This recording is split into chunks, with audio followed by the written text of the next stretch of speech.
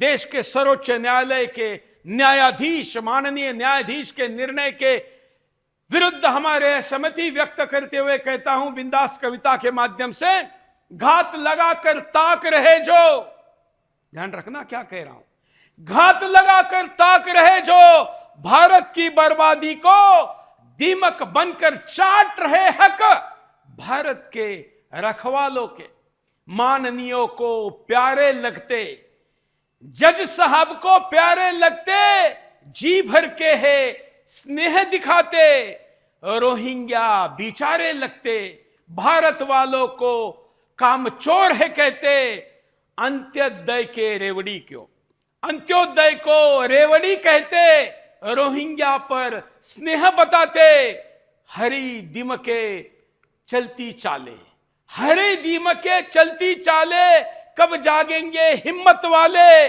दो आंखों का फर्क है गहरा, चढ़ा हुआ है काला पहरा, तोड़ के सब दीवारों को अब निकलो देश बचाने को, अब निकलो देश बचाने को। विस्तार से मुद्दा देखते हैं क्या है।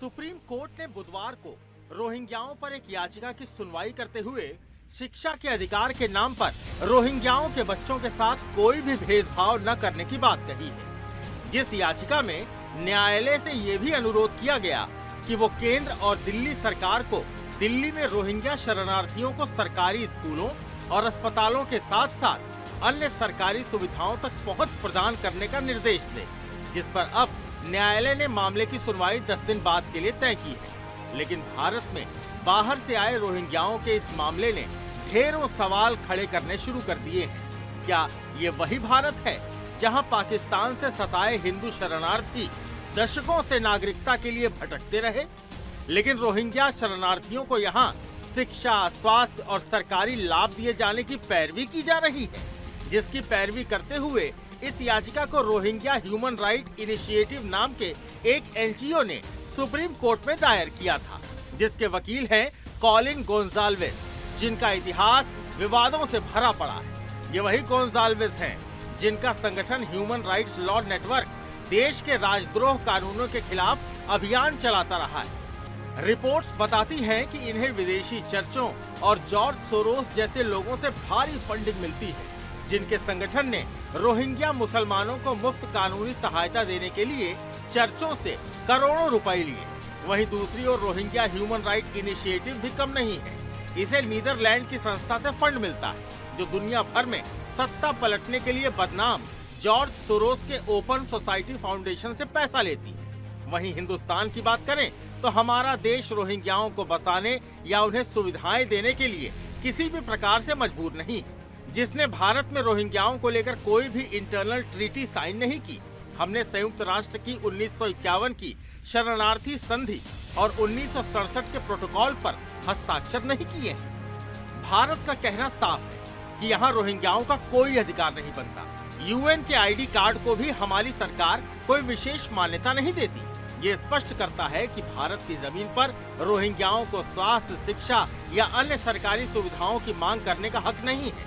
अगर भारत में शरणार्थियों के कानून पर नजर डालें तो यहाँ शरणार्थियों के लिए कोई औपचारिक कानून नहीं है, लेकिन भारत ने हमेशा पड़ोसी देशों के शरणार्थियों को स्वीकार किया। भारत के संविधान के अनुच्छेद 21 के मुताबिक किसी भी शरणार्थी को उसके मूल देश वापस नहीं भेजा जा सकता। इसे नॉन रिफाउलमेंट का अधिकार कहते हैं। भारत में एक ओर जहां रोहिंग्याओं के अधिकारों की पैरवी की जा रही है, वहीं दूसरी ओर भारत में हिंदू शरणार्थी बड़ी दयनीय स्थिति में जीने को मजबूर हैं, जो पाकिस्तान में धर्मांतरण, हिंसा और भेदभाव से बचकर भारत आए थे। राजस्थान के जोधपुर में 18,000 हिंदू शरणार्थी परिवारों में से केवल 3,300 को नागरिकता मिली। दिल्ली के जहांगीरपुरी में सिंध से आए भगत परिवार सालों से बिना बुनियादी सुविधाओं के जी रहे हैं। पाकिस्तान में हिंदुओं की सुरक्षा का कोई नामो निशान नहीं। वहीं दूसरी ओर भारत में रोहिंग्याओं की पैरवी की जा रही है।